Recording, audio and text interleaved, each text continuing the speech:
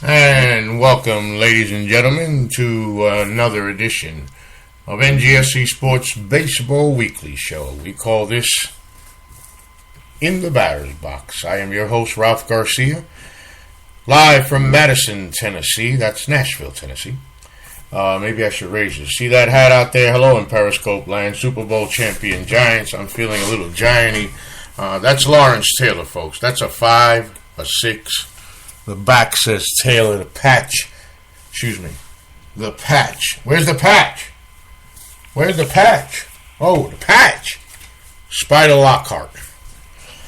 And of course, I can't do this show all by myself. So with me at this time is my co-host and friend, the IQ of this operations, John Doucette. John, welcome to the show. Ralph, as always, good to be with you. Yeah, John, it's always a good thing to be around and have a Friday night where we can talk baseball. Ladies and gentlemen, we're going to talk awards this evening. Maybe I should turn and get my pad over here for those that see me in Periscope land so I act like I know what the hell I'm talking about. We'll talk trades. We'll talk acquisitions. It's award season, and we're going to talk MVP, Cy Young, Manager of the Year, and Rookies of the Year. Chris Lacey is going to join us again, and he's going to help us sort things out in the world. As a matter of fact, I need to get something up here and prepare myself, as I did not prepare properly for Chris to come in. And John, that would make me a fool to not be ready for Chris. So yeah, it would. I mean, and we certainly want to be prepared for him so that we all sound like we know what we're doing. Absolutely, absolutely. So I'm telling the computer that we'd like to, and now, folks, with a little ring, as you heard on the show, we are now connected as I should have done. So forgive me, and if my number 2 hears that, he's going to chew me out. But that's stuff that we're used to. Anyway, John, so we're talking baseball. It's the off season, and we know that with the off season, that doesn't mean anything, folks. Baseball continues on. You know, we know the winter meetings are on the way, but right now, things have happened. But before we do that, John, I almost made a mistake. We're a couple of minutes into the show, and I'm forgetting one of the most important things, my friend. Ladies and gentlemen, remember where you can find us, of course, on the website at NGSCsports.com. Check out the current content on there, the current shows. Check out the stuff from one of our new partners, the Inscriber Digital Magazine. If you go to, let me go to their site over here. I've got it right here, folks. theinscribermag.com. You go up there and you'll see things like the Mad Scientist Sports Lab Saturday Night Preview, Monday Morning Michelle, Should We Screen Refugees? #advice column. Other stories. They have health, science, politics, sports, this, that. All the stuff you want to read. Of course, as always, like I said, NGSCsports.com. Check out the shows. This, of course, is the Baseball Weekly. And we have Derelict_Dialect join. What's up? NGSC Sports. Can you share this broadcast on Twitter? Y'all know how to do that better than me. John, I remember when K-Rod pitched for my New York Mets. I remember when the Mets got K-Rod. They got him at a time when he was one of the better relievers in baseball. And, you know, the journey of a pitcher takes a whole lot of turns. Some pitchers are able to last the test of time, and you'll find them pitching well into their 30s and 40s. Not with the same velocity. That's the beauty about getting older. You can't throw as hard, you can't throw as fast, but you sure learn how to throw that ball better. And John, another move with K-Rod where he's going, and his team and the team he's with has been busy, got a little busy at the start here.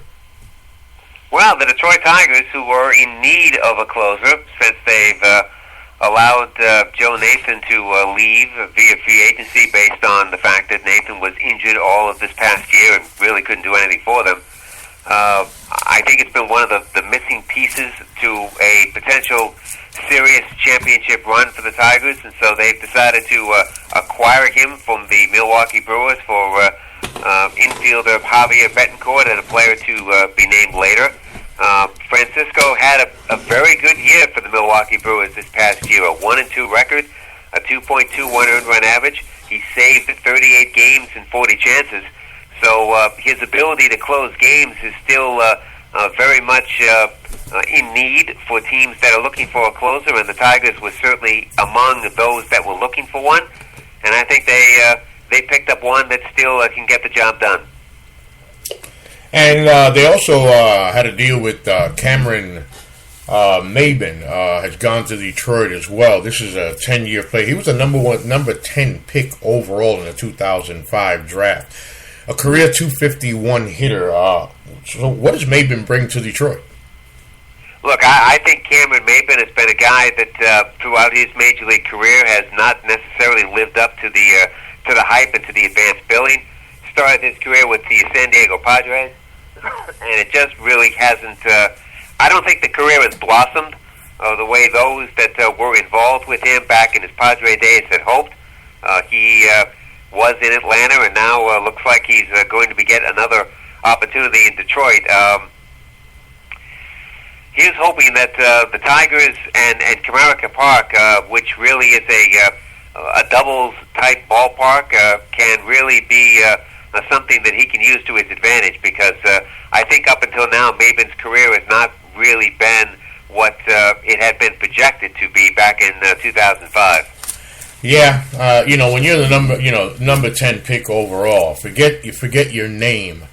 When you are the number 10 pick overall, John, any sport, but we're talking baseball, remember, this is a sport where it doesn't have a draft as short as the other sports, or it isn't short compared to the other sports. There's many rounds in the baseball draft, and he was the 10th pick overall, and you would expect 10 years from now that we would have been able to speak of some consistency, some production, and so. But this is the way baseball goes. That certain players, everybody's trash is someone else's treasure, as they say.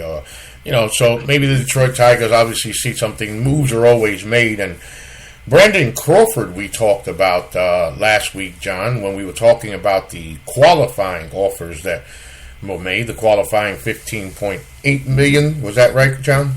That's correct. Yes. Yeah, $15.8 million qualifying offers that were made to a host of players, and Crawford being one. And, he said no, but today he said yes, John. Yeah, he said yes to a 6-year, $75 million deal is what he said yes to, and I think it's the first interesting move that the San Francisco Giants have made. They've got, I wouldn't say they've got a lot of money to burn here, but they still have some pitching decisions that will have to be made. Tim Hudson has retired. Tim Lincecum is a free agent, and he may actually be moving on as well. So, the Giants may have had a little extra money and decided that locking Brandon Crawford up made sense, and they did that. Looks like he's going to bypass at least one opportunity to become a legitimate free agent. And again, I think the Giants are beginning the process of turning the page from those teams that were very successful in terms of winning world championships. And I think they're convinced that Brandon Crawford is a pretty significant piece to any future opportunities that the Giants may have when it comes to championship runs. I believe he's been there for 2 of the 3 World Series that the Giants have won the last 6 years, and he's played an integral part in them winning these World Series. He's one of the reasons. He's one of the steadying forces there in San Francisco. Yeah, I think you talk about him. You talk about Buster Posey. I think those are 2 guys right off the bat. Hunter Pence would probably be a third one that you would talk about that the Giants might be considering as the core group that may give them another shot at it before some pretty difficult financial decisions need to be made. So he says no to $15.8 million for 1 year, but says yes to $15 million per year for 6 years. Well, I think it works out great for both sides, and for the San Francisco Giants, maintaining that core that you were talking about, and the way that this baseball team has been operating over the course of the last 6 years, you have to always pay attention to them. Next year can always be the year that the Giants say, "Hey, by the way, it's our turn again." So, It's a good signing right there. Also, the Yankees are in the middle. I love to hate the Yankees and talk about the Yankees when I can. And of course, as I always say, I'm a realist, John. If the Yankees are doing something, it's news. And the Yankees are trying to do a little something, John. Well, when Chris Lacey was with us last week, he mentioned that Brett Gardner could be somebody that the Yankees might use as trade bait to acquire something else. And it appears that he may have been onto something. And when he comes on with us later on, we may bring this up with him. There are rumors out there that the Yankees are dangling Brett Gardner and that the Chicago Cubs might be interested. Sterling Castro is a name that's been mentioned as a possible link in a trade. If you look at the financial aspect of it, both Castro and Gardner are making pretty much the same amount of money. So I think in terms of contracts, it could work for both teams. It's just a question of whether or not these teams want to part with these players. The Cubs are certainly looking for an outfielder based on Dexter Fowler being a free agent and probably not coming back. And the Yankees may be looking to be better up the middle in the infield. Yeah, I would say that the Cubs are doing all of this because they know that they're going to need an outfielder because they're about to lose their outfielder. Let's see, Chris Nicole 310 has joined. Welcome to In the Batter's Box, Chris Nicole 310 on Periscope. Hello, everybody in Periscope land. I'm Ralph Garcia. This is In the Batter's Box. Hello! Can you share this on Twitter, please? I'm trying to figure all this stuff out. Yeah, no begging now. We can't beg. That's John. That's my co-host, John Doucette. John, say hello to folks on Periscope. Oh, hello, Periscope land. Hopefully you'll be more than willing to not only join us, but partake in the conversation. Thank you. This has been shared by Chris Nicole 310 on Twitter. We do really so much appreciate that. Two old guys talking baseball, and we just want to see who's going to listen. Eventually, they'll look at me and say, I got to go. If you log on, folks, to NGSCSports.com, that's our website, NGSCSports.com, you'll see the NGSC Spreaker radio player. And we are live in the Batter's Box, right on the website, also here on Periscope. And we were waiting, as John said, Chris Lacey. We talked baseball with him last week, and he mentioned the Brett Gardner situation, the Yankees, the Cubs, Sterling Castro, and we want to see how that goes. We're going to save that for when Chris comes. But the off-season, John, continues in Major League Baseball. We know that the winter meetings are going to be coming up. We'll be talking winter meetings very soon. That we will, and they'll be in your backyard, which is really going to be interesting.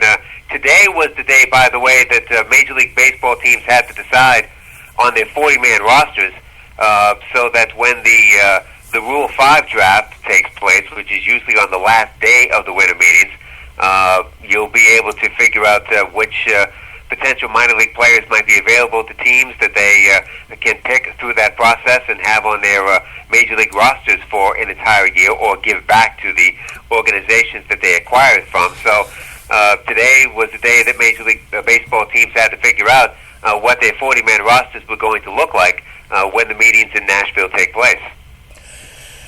Yeah, so there's going to be a lot going on. It's always interesting. Certain things will happen before the winter meetings. There's not too many. I'm curious, with the meetings taking place in Nashville, I'm curious as to how the city is preparing for this. Well, there hasn't been a lot of talk now. One of the things about Nashville here that's gotten real good, I've been here, John, as I told you, for over 27 years, just about, and the city has become a mecca, a little mecca for the events. Of course, the NHL All-Star Game is coming.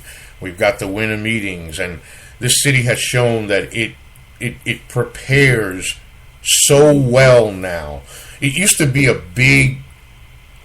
something big in the news. Anything like the winter meetings that would come here, an All-Star Game. A couple of years ago when we found out of getting the All-Star Game in Nashville, it was a big thing because it was big news for the Bridgestone Arena, for the Nashville Predator fans down here, for the city of Nashville, again, becoming a city that is having, people are coming here, John. That's one thing I can say coming from New York. People come here, and when there are events, it's country music, the Country Music Hall of Fame. It's Dollywood, not too far away from here. TGH Reed 7 join. Welcome to In the Batter's Box, the NGSC Sports Baseball Weekly. I'm Ralph Garcia. My co-host is John Doucette. And the preparations for... Oh, thank you. Can you share this on Twitter? You guys know how to do that. I keep thinking I can from here, but I forget it's you guys that got to do it. And the preparation here in Nashville now, John, is such where it basically goes flawless. So it's not a big event. It's covered. It's talked about. But you would think, and it's a good question you asked because I watch the news here, always watching the sports here in Nashville, and it's not something that's been talked about so big. It's been mentioned, but the city prepares so well for it. So Nashville's ready. The baseball fans are ready. Thank you very much. And we want to see what happens now with these meetings. Like I was telling you, you know how the meetings work, how baseball offseason works, John. People are waiting for these blockbuster trades. What's going to happen big? Only certain things, John, are going to happen before the winter meetings. So the winter meetings is the point where that's when the brains really start to go to work as far as what deals may be out there. As far as this is when you start stretching the imagination to wonder, can I get this guy or that guy?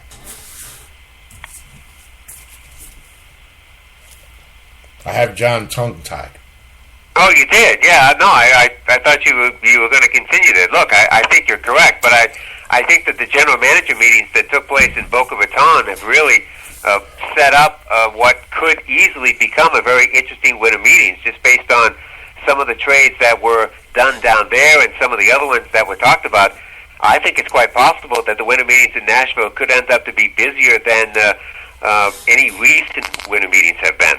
Yeah, and I am looking forward to what's going to happen this off season.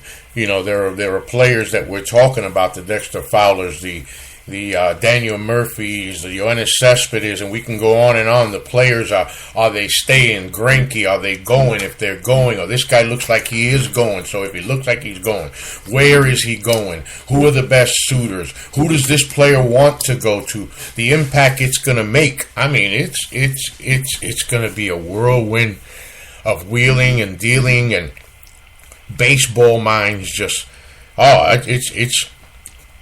I got a couple of chills thinking about it, because there's going to be some great stuff going on at these winter meetings when it comes to baseball. So I look forward to what comes out of it because, like every sport, John, here it is in baseball. The World Series just ended. The Kansas City Royals and the Kansas City Royal fans are still enjoying the triumph of a World Series, and baseball's moved on already so fast that here we are. We know the general managers meeting, now the winter meetings, things are about to start happening, and before we know it, pitchers and catchers are reporting. Yeah, baseball really has become a 12-month out-of-the-year operation. I think more so than really the other three major sports. And I do think that the timing of it, the scheduling of it, when you talk about the regular season, the postseason, and then spring training, I think it really has become that kind of an operation, so that even teams that end up winning the championship really don't get the amount of time to celebrate it that you would think they would deserve just based on what they've accomplished. No, and the players, you think, get a chance to enjoy it and soak in it, but the front office, the people inside those offices who've worked so hard to get that championship, but they got to enjoy it in the blink of an eye, and that was it. It was back to business, and back to business they went. So you look forward to these things. And ladies and gentlemen, we do await Chris Lacey to come and join us on the show. We want to save some good stuff, for Chris. But speaking of the Kansas City Royals and their fans, I remember, you remember the Red Sox winning their World Series. I remember the Mets winning their World Series, which was further back. But point I'm making here is the euphoria and the joy of it only lasts so long. And the problem with winning, John, like in any sport, the problem with winning is, with winning comes the worry of who you may lose in the process. Well, I think not only that, but also the problem becomes how you defend it. And I think that, the decisions that front offices have to make sure that their team is at least given a legitimate chance to defend what they've accomplished also becomes part of the equation. I think for the fans, the euphoria of trying to, of celebrating the championship lasts a lot longer than it does for the actual organization that wins it. Yeah, very well said there, John. Very well said there. Well, John, while we wait for Chris, I do want to talk about this story about the opening day for next season. I want to remind everybody, of course, that you are watching and listening to In the Batter's Box. This is the NGSC Sport. Hey, Chris. What's up, Chris? Thank you for joining us on Periscope. Can you share this via Twitter? Pretty please. Trying to get a bunch of people to see it. I'm Ralph Garcia. This is the NGSC Sports Baseball Weekly Show In the Batter's Box. My co-host is John Doucette. John, say hi to Chris. Hello, Chris. How are you, sir? He says hello, Chris. How you doing? There's look at this. Mizzou Ghost shared on Twitter. Mizzou Ghost. Mizzou. University of Mizzou, because they're playing my Volunteers. And this weekend. That's a big I'm not hating Mizzou. Football rivalry, eh? I'm not hating Mizzou Ghost. I'm just saying it might be a trap game for Tennessee. I'm worried about y'all winning. I really am. And speaking here, there's 3 opening day games to be played next year for the baseball season, the opening of the baseball season. As a matter of fact, John, there's 7 games that's going to be played, and it opens with a triple header on a Sunday night with ESPN and ESPN2 televising the games. And then it is followed the following night, the actual what they call opening night, with a quadruple header. John, the 7 games that are going to be played in those 2 days are going to include all 10 clubs that played in the 2015 postseason. It's going to start with the Cardinals and Pirates, and at 1:05 p.m. Eastern. Now, we'll go with these games as they are. Cardinals, Pirates. The Cardinals, of course, coming off a 100-win season. And you know something, John? You know, when it comes to the Cardinals and Cardinals baseball, the Cardinal way, they find ways to win. They find ways to win. It's an organization that doesn't make a lot of noise, doesn't get in a lot of headlines. They just play baseball. They just play winning baseball. They win 100 games. They get knocked out by the Cubs. And the Pirates, of course, still fighting, finding themselves now with a little bit of consistency and making the playoffs. But, of course, the Pirates want to get it and take it a step further. I love this opening day matchup because this is one of those games that, for me, sets the tone for the start of the baseball season. Well, look, the original concept of this was that there would be one game played on the Sunday night to provide the baseball world with an opportunity to showcase the fact that the season was about to begin. This year, it appears that Major League Baseball and ESPN have decided to take this one step further by not showcasing just one game, but now it's going to be 3 before the actual opening day takes place, which would be the next day. And I think that it's an interesting concept. I think Major League Baseball is trying to get their season off to a bang, of a start with all of the playoff teams from this past year being showcased in the first 2 days of the new season of 2016. I think it's an interesting idea. As I've said earlier, I think the only problem that you could have with this would be potential weather problems. Yeah, and we hope that doesn't happen because that game is followed by the Toronto Blue Jays at the Tampa Bay Rays. And well, that game you don't have to worry about because that's going to be played indoors either way.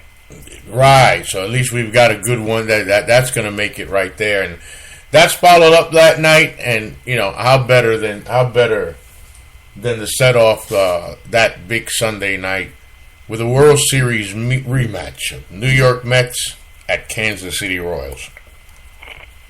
I think baseball got awfully lucky with those two teams ending up playing for the World Series and then beginning the following year against each other. I'm sure the schedule makers are going to take a lot of credit for this, but that's a very lucky, fortuitous opportunity for Major League Baseball to begin the next season with the two teams that finished the previous one. And even though, the season's over, it's a new season, the players have got to go into it saying, it's a fresh start. Let's start fresh right here. Let's get it going. Hello, Andrew. Welcome to In the Batter's Box. Thank you for watching. It's a new season, but John, it's the Mets and the Royals, so maybe it's a sign you should get a car. I should get a car? I have a car. I have a wheelchair. I have a wheelchair, too. And a scooter. Well, here's my thought. Eat my glasses? Provide Matt Harvey with an opportunity to go back out onto that mound and maybe finish off what he couldn't finish off earlier this month. Yeah, somebody told me to eat my glasses on Periscope.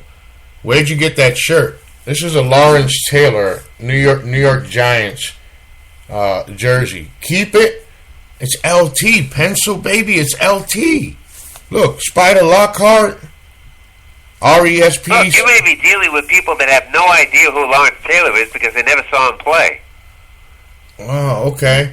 So, anyway, of course, it ends that night with the rematch. And then Monday is the quadruple header. ESPN comes back, and another interesting. Astros at Yankees, John. Well, that would be Dallas Keuchel, I'm sure, getting the opportunity to start that game for the Astros. And, again, it would be a chance for them to go back to Yankee Stadium where they won the wild card playoff game to begin their run and to prove that they are a force to be reckoned with in the American League.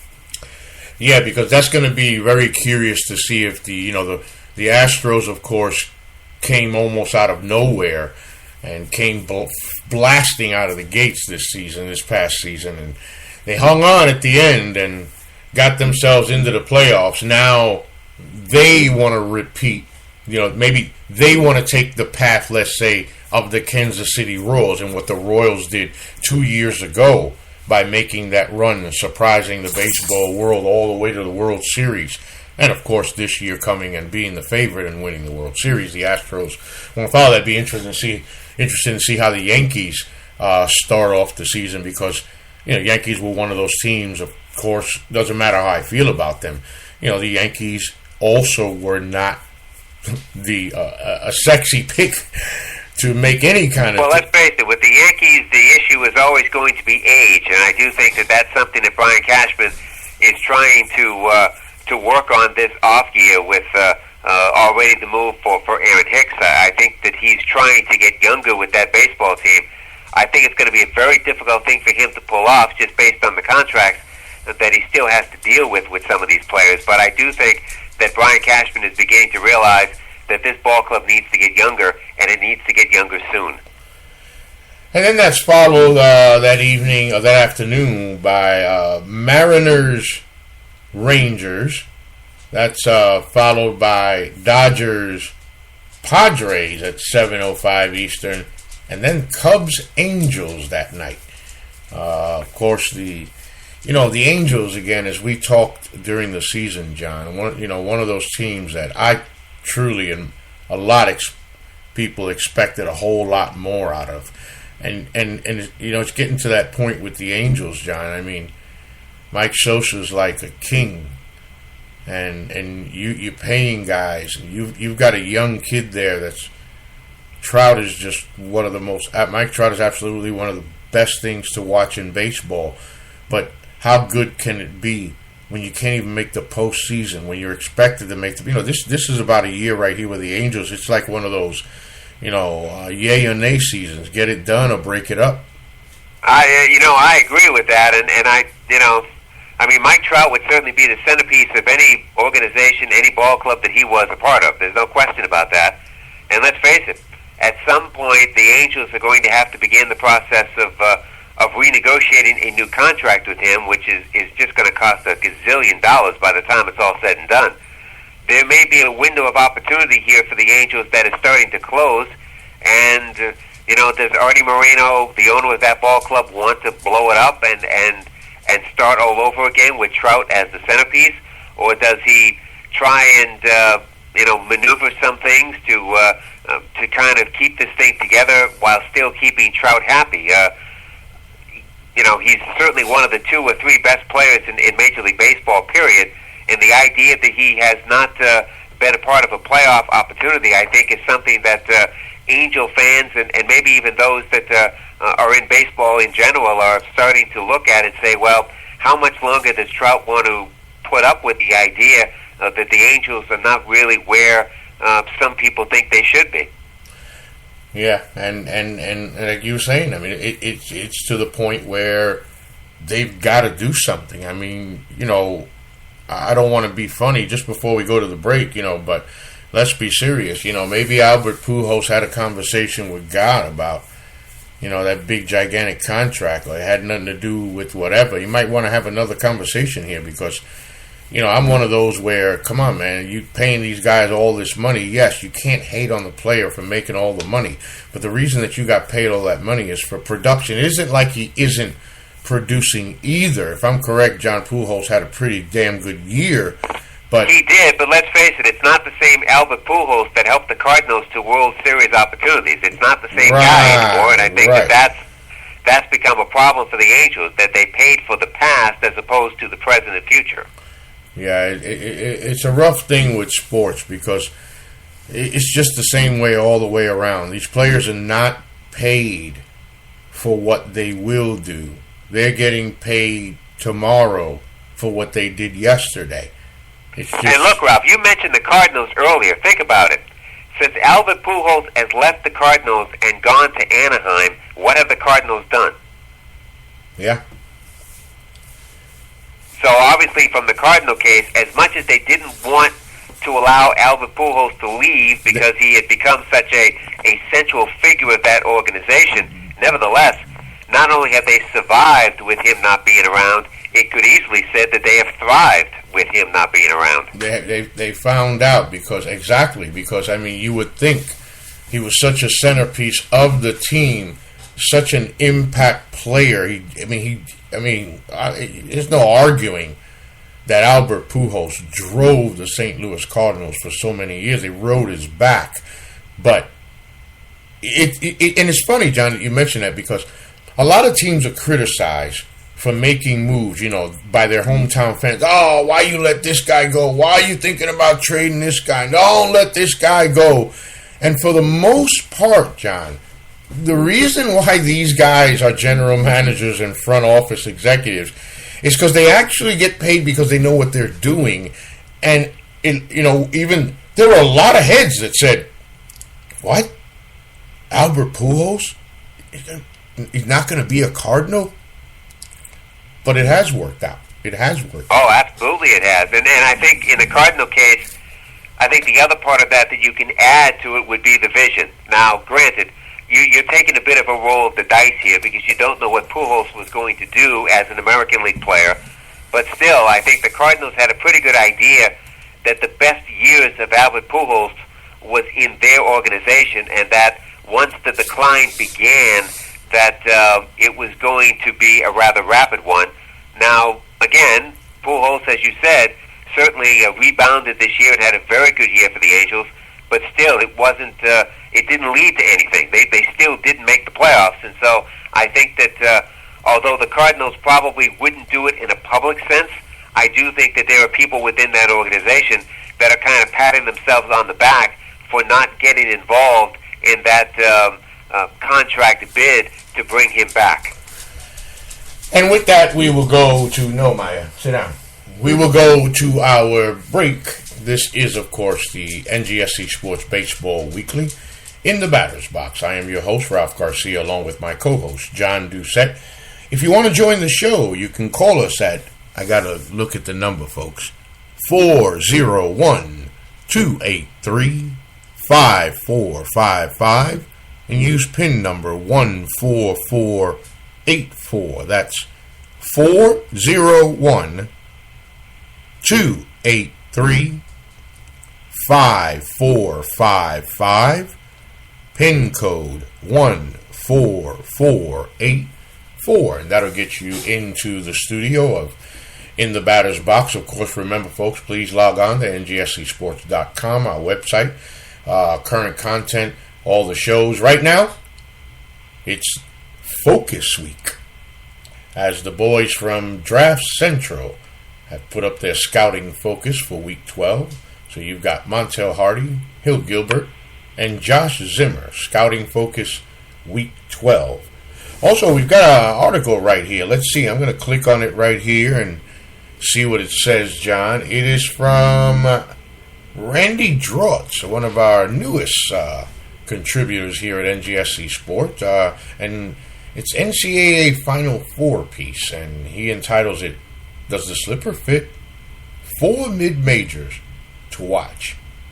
So he talks about certain teams right there and their impact, or the impact they may make when we get to that very exciting time we call March Madness. Of course, our editor, Jake Stanley, brings us, I make sure it's Jake Stanley, it is, Bully Ball, crown their blanks, not quite yet. His take, of course, on the Chicago Bulls. And, of course, you know, there's the Spreaker player, which will now show you that NGSC Sports is live on the Spreaker player on NGSCsports.com. And that's us right here. Myself, Ralph Garcia, John Doucette. You can find John Doucette on Twitter at Radio Doucette. You can find me at El Rafito 322, ELRAFITO 322. And, of course, the Twitter handle for the company is, you know, at NGSC Sports. Of course, we'll go back to the show, and remember, NGSC Sports, we never stop.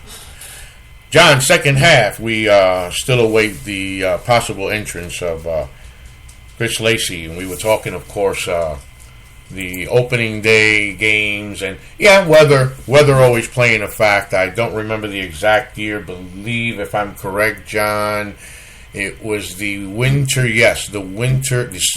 spring of 1983. Never, dude, right? Nah, I love everybody. We're getting a couple of nutcases on Periscope. And I remember, yeah. That's unfortunate, I think. Yeah, asking me to run through walls, eat my glasses, go get arrested again. I don't want to get arrested again. I tried to eat my glasses, and I've already run through a couple of walls in my life. It would hurt too much right now. And I was asked if I was a racist. I don't even know what that means. What is that anyway? Wow. I've heard that before. Can you explain what that is? No? Okay, then. We'll continue with the show. It's always entertainment, John. You figure if a fool wants to come on and act like a fool, we will allow the fool to continue to be a fool as we continue to make fools of them. And so we continue. We move on, of course, with the show, John. It is award season. And, you know, you and I have been talking here through the weeks that, well, there haven't been any surprises this award season. So why don't we start it off, John? MVP. Look, Bryce Harper won the MVP award in the National League, and I think that he certainly had a monster year for a ball club that was dysfunctional, to say the least. But at age 22, he becomes the fourth youngest to win the award, and the youngest since Vita Blue did it in 1971. He took all 30 first-place votes that were available. His numbers are just amazing. I mean, he led the majors with a 1.1009 OPS, with 42 home runs, with 124 walks, 118 runs scored. He becomes the youngest player in history to lead, to hit those marks in baseball history. There's no question that Bryce Harper was, as far as the individual part of the game is concerned, he was the best player in the National League by far. And you know, John, the thing with Bryce Harper when he came into the game was it was his attitude, it was his cockiness, it was the way he wasn't relating, or veterans weren't relating to him. And that wonderful little sound that we hear right now, I believe tells us that we have Mr. Chris Lacey on the line. Chris, is that you? Yes, me, John. It is? Yep. Okay, gentlemen. I'm trying to master the sounds of me trying to grab some snacks here as my stomach continues to sing. Chris, we were just getting into the award season and the fact of the MVPs, and I was talking to John about Bryce Harper winning the NL MVP and the kind of stigma that was attached to him when he first came into the league, young, cocky kid, all this talent, all this talk about he was the next big thing, and like any other kid, it's taken time, but you know, your thoughts on Bryce Harper's journey and where he is right now, and of course, him winning the MVP. Yeah, I think when Bryce first came in, like you said, he did rub some people off the wrong way, but there was no doubt that he had plenty of talent, and it just took him some time to actually put all the skills together, and it also helped that throughout the season he remained healthy, and that wasn't the case in the past couple seasons. So it actually wasn't a surprise that Harper won the NL MVP, as he was the best player in the National League throughout the 2015 season. Chris, at age 22, how much better can he get? From what he did, I would say maybe just walking more, but I think the sky is the limit for Harper, and I actually expect Harper and Diamondbacks first baseman Paul Goldschmidt to be in a race for the NL MVP for the next couple of seasons, because they're both great players. And in Goldschmidt's case, I mean, let's face it, he's a guy that really doesn't get all the pub just based on the fact that he's playing for a team that really, at the moment, isn't that good, but he certainly is a very good individual player in his own right. Yeah, he is. Yeah, Gold. He does a lot of things well. He's a great leader on the team.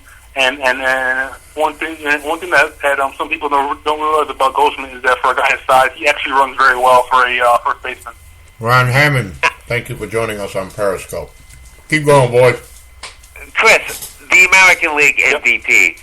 Does Billy Beane regret the Josh Donaldson trade to Toronto, or is he somebody that still sticks to it just based on the financial aspect that eventually he was going to have to deal with? No, I don't think he regrets trading Donaldson, because that's what Beane does when he has players that are going to get too expensive. He trades them because the A's have a limited payroll, and it just worked out for Donaldson that he actually went to a team in Toronto that actually really needed him, and he basically put Toronto on his shoulders and carried them for much of the season, and also into the second half as well. So it's great that Donaldson actually won it. Now, can the Blue Jays afford to keep Donaldson around? I mean, let's face it, the price for him is going to go up now winning the MVP award. Yeah. Do the Blue Jays have the financial wherewithal to make it work? I think they do, because in the past, the Blue Jays haven't a shot away from having a high payroll. So I think if Donaldson has another MVP type season next year, I wouldn't be surprised to see if the Blue Jays try to lock him up before that price gets even higher. Now, in the Cy Young Awards, again, look, the thing about all of these awards that I thought, I don't know what you thought, is that there really weren't any surprises here. Beautiful Russia. No. For the AL, I expected Keiko to win, because I love the pictures I see on Periscope. He pitched great for the Astros during the regular season. He was their ace. He never lost at home, so Keiko was wiped out.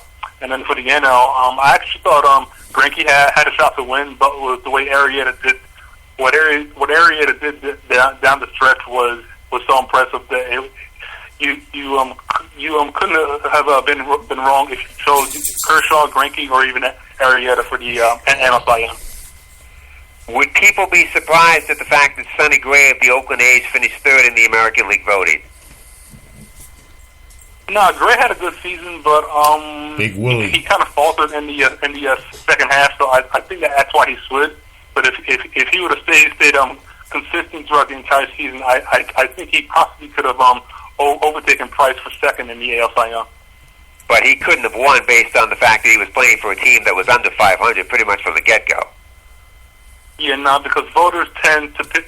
They like to pick players on teams that have winning records, and also if that team makes it to the postseason, it just looks better. But there are some rare occasions that a player could win the award from a losing team, but in that situation, it would have to be a year when the other candidates are not as strong. But usually it's from teams that make the postseason.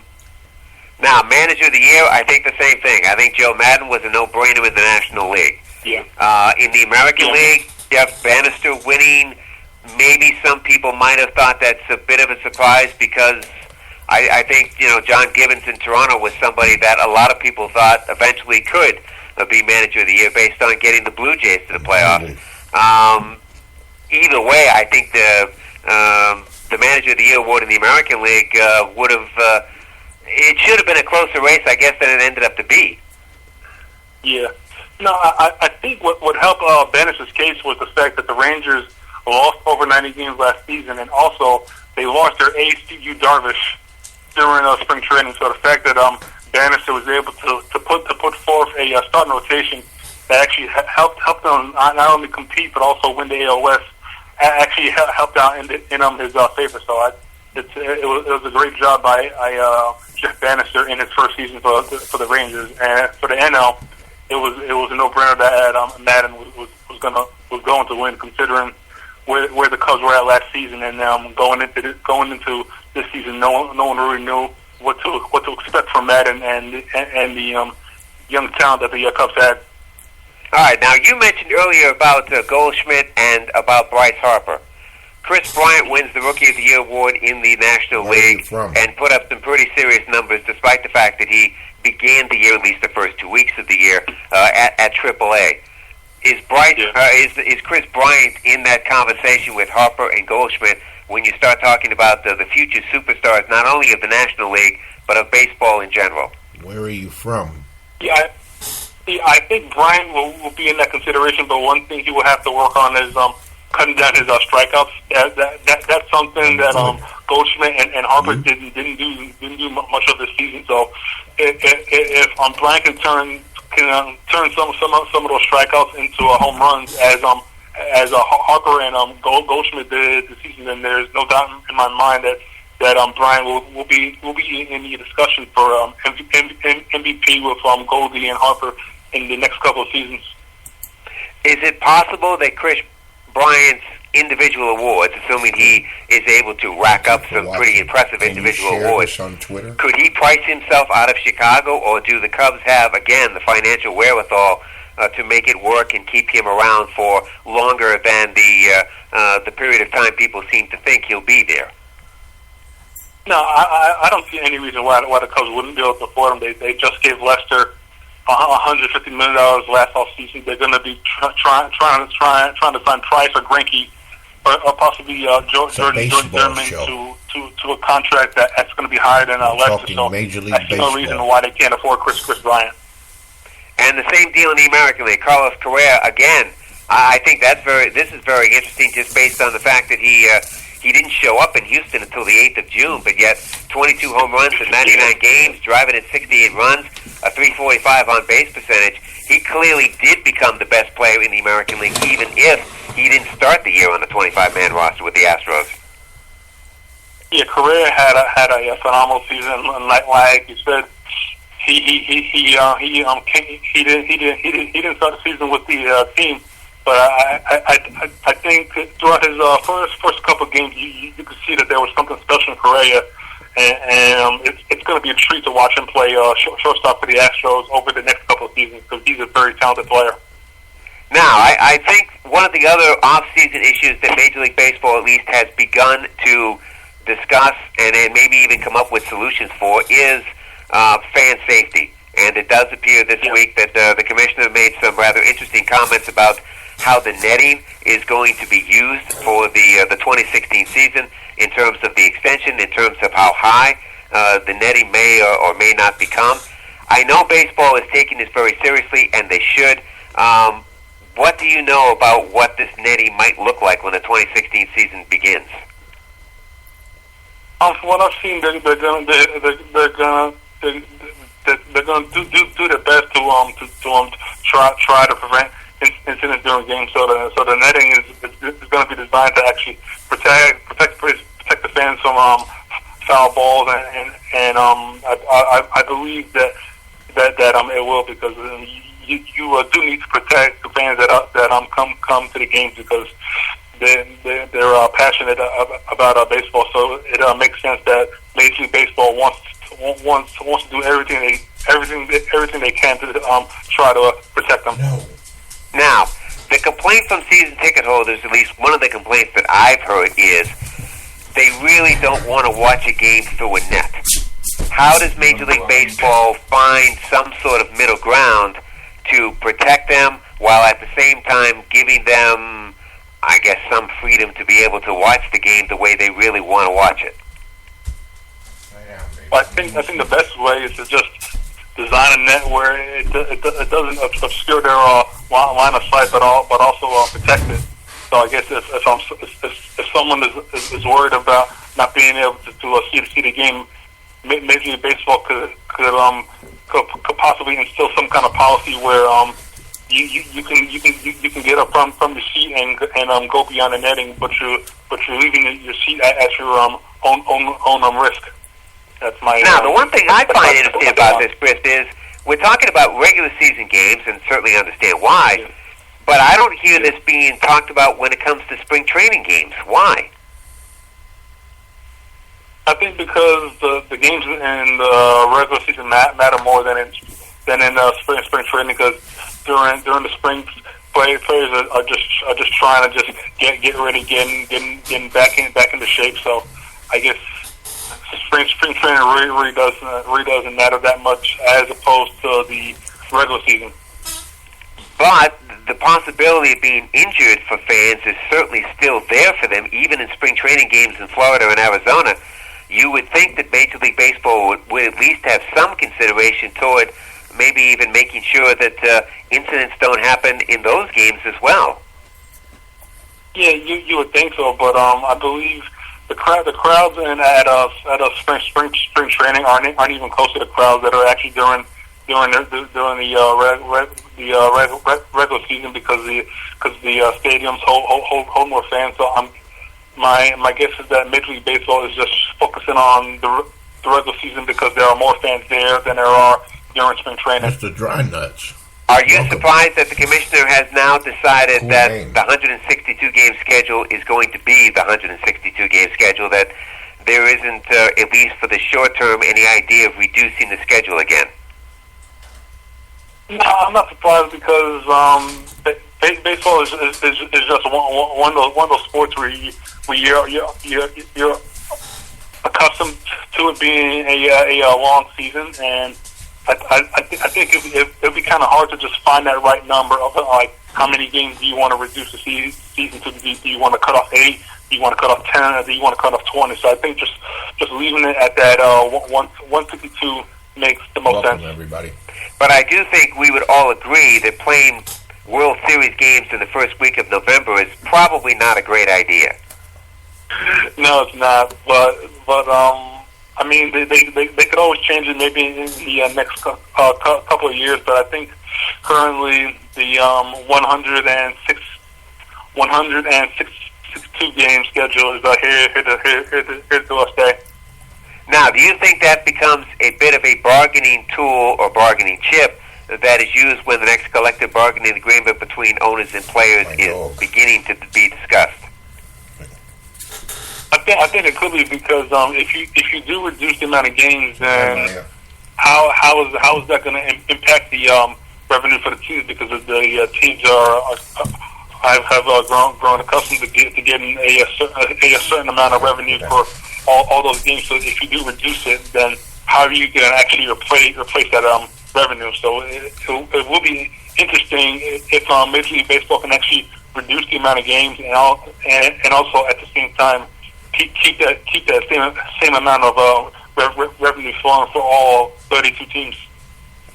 I would think that the money that's out there from television and even from radio, from ESPN radio and from some of the other television outlets, might take up some of the slack that could be lost through reduction of games and also merchandising as well.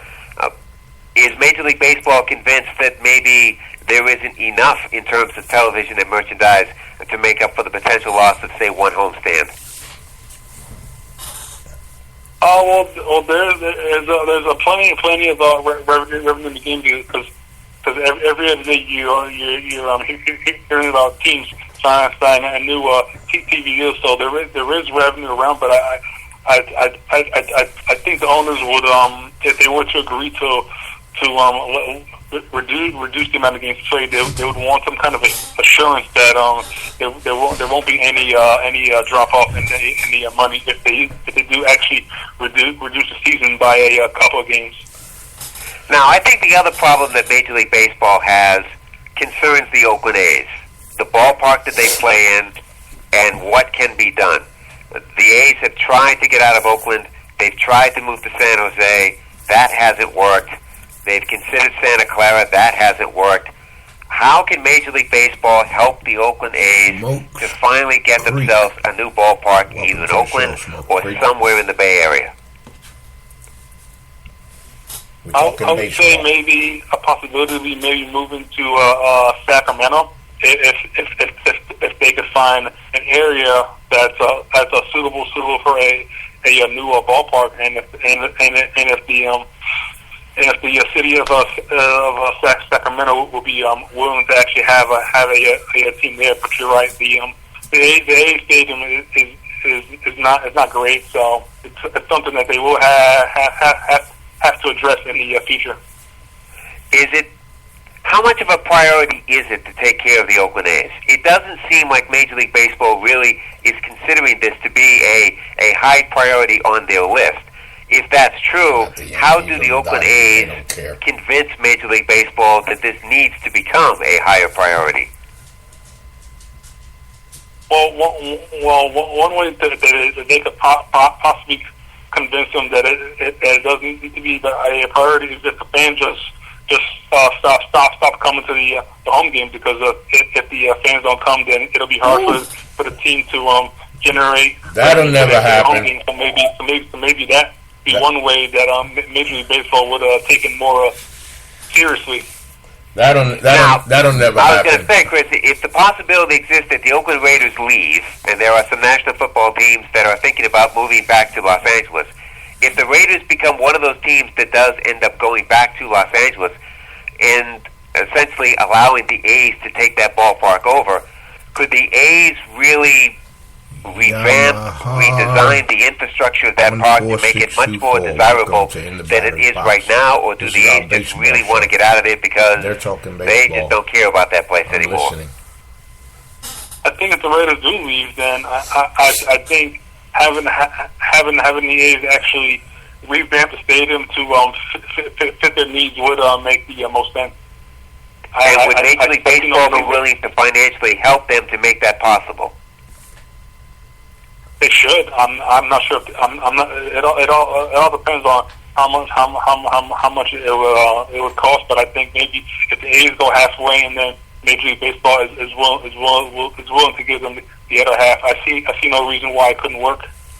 Because I do think the one thing that in this particular dynamic that has become somewhat apparent is the city of Oakland really doesn't want to provide any financial help to the A's to make any sort of infrastructure improvements into that ballpark. They've been pretty clear about that from the get-go, and it doesn't appear that that's going to change anytime soon.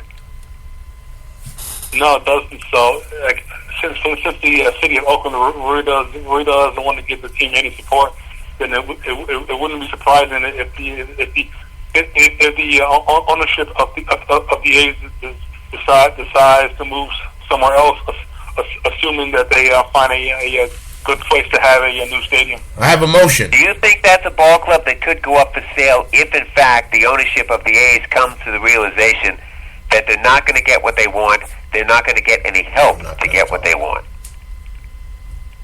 It's possible that at the team could be sold, and then whoever buys it could decide to just move them to another part of California, and then to a place that would actually support the team if the team does actually is up for sale. All right, I'll throw this one at you and see if this sticks.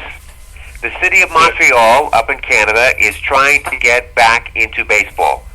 They've been running exhibition games up there at Olympic Stadium that have drawn rather well. They're going to do it again this coming exhibition season when the Red Sox and Blue Jays go up there.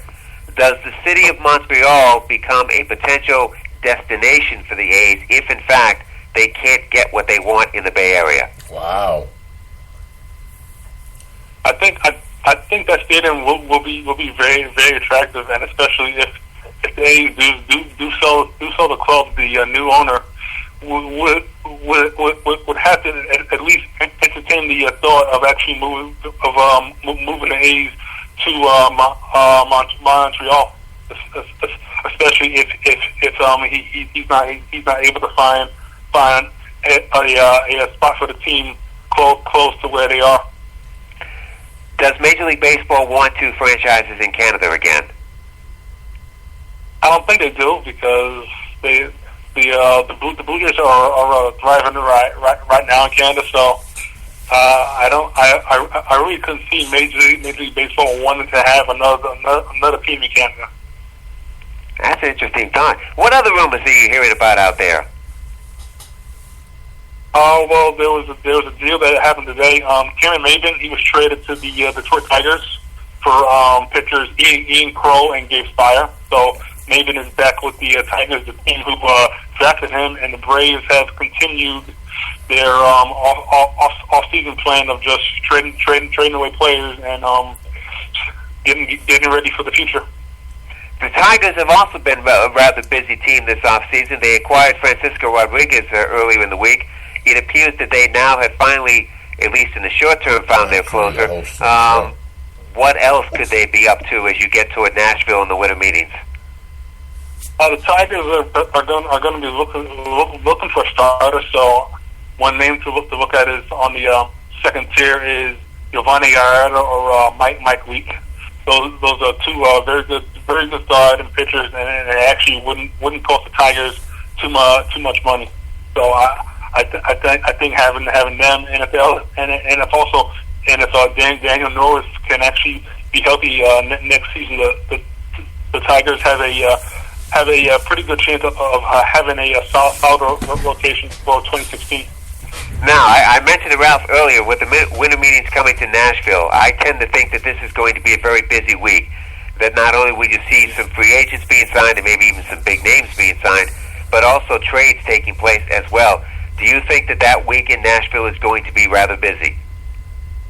I think for trades, yeah. I think in terms of signings, no. But I do think it will lay the groundwork for some free agents, and I wouldn't be surprised if after the meetings you see some of these big name players possibly get signed a couple of weeks after the meetings. Like I think Chris Davis might get signed to the Cardinals, and I think Jack Greinke is gonna go to the Giants. Wow. Jack Greinke to the Giants. Hey, John. Yeah. Nice job here, Chris. Way to go. I'm just looking forward, like I told him, to seeing what's happening here in the winter meetings and what's going to come of it. That's a pretty. Didn't think about that angle. Going to the Giants. John and I were just talking about the Giants. You know, of course, Crawford signing the 6-year, $75 million contract, and helping to solidify the core there in San Francisco. You talk about Pence and Posey and Crawford. Wow, adding a Greinke, John, Chris, that would be, I guess, time for another San Francisco Giants World Series? Jeez. I'll tell you what, Chris, I'll say this. It's going to up the ante between the Dodgers and Giants when it comes to that rivalry if Greinke ends up being a Giant. Yeah, because Greinke's probably going to get between 150 and 165, so if the Giants are actually able to pry Greinke away from the Dodgers, the Giants will have a very solid 1-2 with Greinke and Bumgarner. And then they also have Jake Peavy, Chris Peston, and then whoever else. And if they're able to re-sign Mike Leake, then they would have a pretty good solid starting five. And the idea of Tim Lincecum still being a Giant is probably becoming less and less of a possibility. Yeah, I don't think they're going to re-sign. I think the only way Lincecum re-signs is if he's willing to pitch primarily out of the bullpen. He can't be a starter. Yeah, I was about to say that. Yeah. And I think he could actually be a very good pitcher coming out of the bullpen because he would only be pitching one inning, so it'd actually be a very, very effective. Do you think that's a conversation that Lincecum and the Giants have had or are willing to have?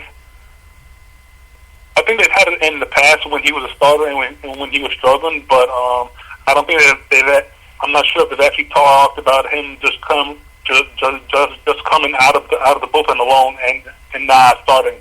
So I think if Lincecum wants to go back to the Giants, he would have to consider being a reliever. I do think in Lincecum's case, the amount of leverage that he may possess is probably starting to shrink. I'm not sure that there's much of a market for him out there, and so I think the comfort level that he would have with the Giants and with Bruce Bochy might be enough to get him back there, even if he doesn't like the role that he would end up being in. Yeah, because the Giants know him the best, so that actually does make sense. But another thing is, I could see Lincecum taking like a 1-year deal, and then if he actually thrives with a team that gives him a chance, then next season he could possibly even get a bigger contract. Is Lincecum really looking for that one last big payday? I think he might be. It all depends if Lincecum wants to win or if he just wants money. Well, I mean, let's face it. Lincecum has won. I mean, he's been a part of those championship teams. He's won a Cy Young Award. I mean, he has the hardware that would allow him the opportunity to just basically consider the financial part of this. But at the same time, thank you for joining. He's got roots in San Francisco just based on how long he's been there. I would think that somebody would really have to bowl him over, not necessarily with the money, but really with a role that the Giants at the moment are not willing to give him. How are you doing, sir? Yeah, also, I think also if a team does sign him, it would also have to be the right situation that actually pairs him with a good pitching coach. Good. So I think. Where are you from? Where are you at? If he doesn't sign with the Giants, it has to be in an environment that actually suits his play style. Now, I think that's a very interesting point because I'm not sure that. Okay, fan. At least when you talk about the top level teams, I think they consider Lincecum now to be what I would call a secondary pitcher. I would think that if Lincecum really wants to reestablish himself one more time, it may end up having to be with a team that really, at the moment, is not a serious playoff contender. Now, Nashville, Tennessee. Yeah. I mean, would the Oakland A's, for instance, be that team? Yeah, the A's could be that team. Another team that struggled this season. I'm thinking of maybe even the Reds because Brian Price used to be a pitching coach. So maybe if he signs a 1-year deal with the Reds, and maybe Price and the pitching coach for the Reds can actually iron out the kinks in his delivery, and actually makes him better. Then I think Lincecum would be willing to accept whatever role the Reds give him. Now, the one smile that I have from this week happens to belong with Rich Hill, who signed the 1-year, $6 million contract with the Oakland A's. a guy who has struggled with injuries, a guy who has been in the independent league. The Red Sox gave him a chance back in September to reestablish himself as a starting pitcher, and it worked. And even though the Red Sox really weren't interested in bringing him back, the fact that a team was willing to give him a $6 million contract does prove that second chances can work. Yeah, it does, because Hill was one of my favorite pitchers when I was watching baseball, and like you said, he's had a bunch of injuries, but the Red Sox gave him a chance. He pitched very well in September, and those few appearances that he made obviously left up an impression on the eighth, because they gave him a one year deal for $6 million. So I think it's a great story for Hill to be back in baseball again. And I think that when we talk about guys looking for one last payday, I think Rich Hill would be in that category, and I do think this contract does fit the bill. And one more thing I want to add, news just came out today that the Marlins might consider trading Jose Fernandez, because apparently there are some people in the Marlins organization that are not happy with his attitude. So that's one thing to watch out for. Wow. Well, we talked about this last week, too. Scott Boras has kind of stuck his nose into that negotiation, and it appears that the Marlins are not really happy about this. And so now it looks like that they're going to potentially trade one of their, I would call, franchise players, because they're not interested in dealing with the agent. Yeah. Well, gentlemen... Now, does this make sense? It doesn't make sense for the Marlins, because they gave Giancarlo Stanton all that money last offseason. So I expect the Marlins to try to just work it out with Fernandez. But if he does get traded, the Marlins can get a lot of prospects, a lot of good young players, because Fernandez, even though he's coming off Tommy John surgery, he pitched very well. So Jose Fernandez is an ace. So the Marlins do try and trade him. I expect them to get a lot of good players. Okay. All right, Ralph, what you got? All right. Well, gentlemen, that's wrapping up the show right here. Some great baseball talk. Of course, Chris Lacey joining us for the second week in a row, and we hope he continues to do that. He and John Doucette, of course, breaking down what's going on in Major League Baseball in the off-season. You see, like we told you, folks, there's no such thing as the off-season. There's no such thing as downtime. Once the baseball season ends, that's when it starts up all over again. The winter meetings are coming. Trades are still happening. The awards we've just discussed. And congratulations, of course, to all the award winners. Gentlemen, I want to thank both of you, of course, for joining John on the show this evening. We were so glad to join John this evening on the show. We had plenty of visitors on Periscope. We had one from Afghanistan. We had a viewer on Periscope from Russia. One from Ohio, a couple of lunatics, a partridge, and yes, a pear tree. Ladies and gentlemen, remember, of course, the website is ngscsports.com for all of your current content, and, of course, all of our shows. Again, I want to thank my co-host, John Doucette, and for the second week in a row, our guest co-host, Chris Lacey. Chris, thank you for joining us, and hey, come on back next week, man. I mean, we're going to be right here talking baseball. The winter meetings are coming. They're right here in my backyard. I'm going to go ahead and go through. We're going to be gone 2 weeks, remember?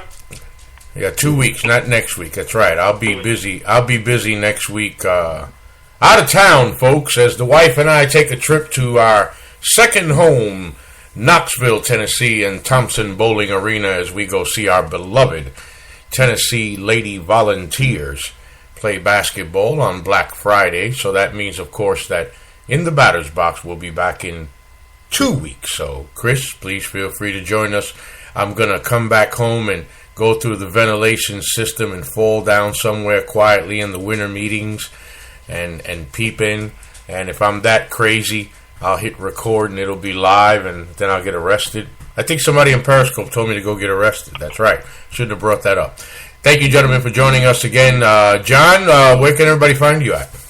Well, the radio just said on the Twitter land, and hopefully people are starting to take notice, and I'm paying more attention to this. And Chris, where can we find you? Yep. You can find me online on Twitter at AECanada12. That is at AECanada12. Thank you, gentlemen, for joining us. This has been another edition of In the Batter's Box, NGSC Sports Baseball Weekly. Once again, I am your host and CEO of NGSC Sports, Ralph Garcia, joined, of course, every week as I am by my co-host, John Doucette. Chris, we want to thank you, man, for joining us. Have yourself a great one, man. We'll talk to you in 2 weeks. Thanks for having me on, guys. Oh, our pleasure. Thanks, Chris. No problem. And ladies and gentlemen, that was Chris Lacey. And at this time right here, we'd like to tell everybody out there in Spreaker Land and Periscope Land, thanks you once again for joining myself, Ralph Garcia, and my co-host, John Doucette, for In the Batter's Box, the NGSC Sports Baseball Weekly Show. We'll be back not next Friday, but the Friday after from 7 to 8 p.m. Eastern. Yeah, I know, we went over today, but you know, that's what happens when you're having fun. You just keep on talking. I mean, John and Chris were on a roll. Who was I to stop them? Thank you, ladies and gentlemen. We'll talk in 2 weeks.